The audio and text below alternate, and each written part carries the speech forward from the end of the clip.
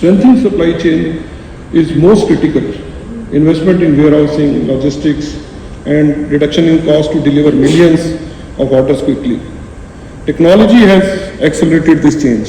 AI, ML, and of course ubiquitous broadband are reshaping consumer behaviors, cutting delivery times from days to minutes, and creating millions of jobs.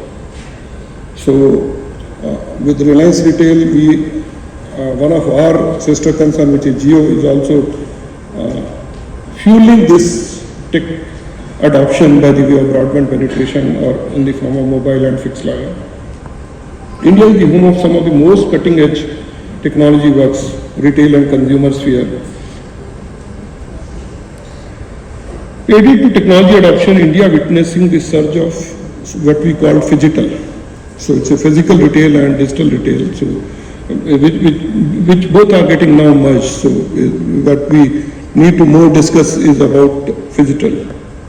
So when the consumption grows up, it also needs embracing localization and innovations to meet requirement of the aspiring India, diverse demographics and unique preferences in India, because in India the preferences changes after every 200 kilometers. So the retail and manufacturing industry has to adapt to the consumer preferences. So especially in the grocery segment, food segment, what we sell in North India probably we may not sell in the other states. On the other side, adoption of internet and technology is aiding in building the most modern and robust supply chain infrastructure. All of us are witnessing and using, we are user of that. So retail sector is at the cusp of new set of innovation, both in physical retail as well as e-commerce, to the use of something new, which is the buzzword is artificial intelligence and machine learning. So that's what is going to change the way we trade both in physical as well as the e-commerce space in coming years. On the government side, if we see from the policy side, what all in the next few sessions when we have interaction with the government, what all we should seek from the government, there are 2-3 things which we as retailer think that should be addressed, especially for the organized retailer. Today, all the laws of the country are designed for individual store. So all kind of licenses, etc., have to be store-based. So while a lot of organized retailer entities, companies are coming up, so instead of moving from store-based licensing, if we can move to unified license, which is entity-based license, and you can just keep on adding the stores, that would be one of the steps towards ease of doing business. Second is, when you go and seek a license, there are a lot of documentation requirement, also the what we say inspection requirements from various government departments. So, and this pre-inspection takes a lot of time and delays the opening of stores, especially the deadlines and all those things start coming up. And those laws also permit the post-license inspection. So if the pre-license inspection can be converted into post-license inspection, so that would speed up opening of the stores. So these are the 2-3 things which I think when we are in various sessions with the representative from the government, we should try to see how we can have ease of doing business for the retail sector, which would also help e-commerce, warehousing and many other things. Thank you very much. I hope the whole day will be very good and we will come out with the good recommendation for the industry and as well as the recommendation for the government. Of course, toward the end we have session with Shri Piyush.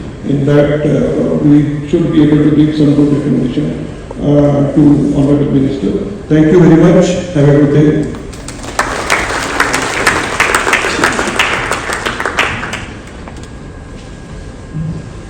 Thank you so much, Dr. Ravi Kanti, for this powerful retail industry address. And now I would like to request Mr. Manish Anandani.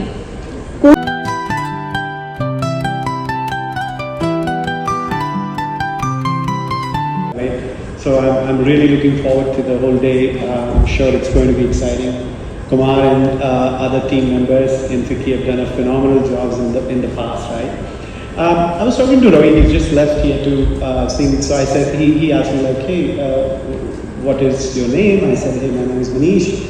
So what do you do? I said, I'm from Kenview. And he said, excuse me, what is Kenview? So I don't know how many of you know in the room, we are a new company, right? I call ourselves a 135-year-old company with, 135-year-old startup with a 2-year history. We were earlier part of Johnson & Johnson, so some of you who may not know, you definitely would know our brands, right? So you would know Johnson's Baby, you would know Listerine, you would know Stay Free, you would know ORSL, you would know Neutrogena, you would know Aveeno, but you may not know the name of the company, but that's the name of the company which I represent, right? So that was my PR part of the speech, right, before I get into the FICCI event, right? So now, moving to the MASSMERIZE, right? First of all, it's been a privilege, as I said, right? It's very interesting because we have FMCG, retail and e-commerce sectors coming together from one of the most dynamic, resilient and future-facing engine of Indian economy. And some of the numbers which Kumar also mentioned, right? Like if you look at our retail sector, which is among top 5 globally, projected to cross 2 trillion by 2032, right? And e-commerce, which is really a phenomenal story for India, is going to be about 325 in 2030 or so, and it's growing at a pace which is really surprises many global investors as well, right? I had some global team visiting India recently, and they were amazed with the quick commerce because they could get a delivery in 10 minutes, right? So this is something which they are taking back to rest of the places. And FMCG obviously is overall is the 4th largest sector for economy, poised to reach about 220 billion by 2025, which is massive, right? And what is truly remarkable in all of this is it's not just the size of business which matters, but it's the story they tell, right? I mean, that's more important. And they tell us India's consumption engine is very strong, inclusive and resilient, more importantly. And also it is very important that the 1.4 billion of us who are in this country, particularly the youth, are rewriting the future of brands, products and consumer experiences. And they also remind us that India's story is not just about scale, right, which has always been the case, but also about innovation, agility and impact. And impact is what also Kumar spoke about in a nice way, right? I really like the way you call it IMP and CT, right? So that's very interesting.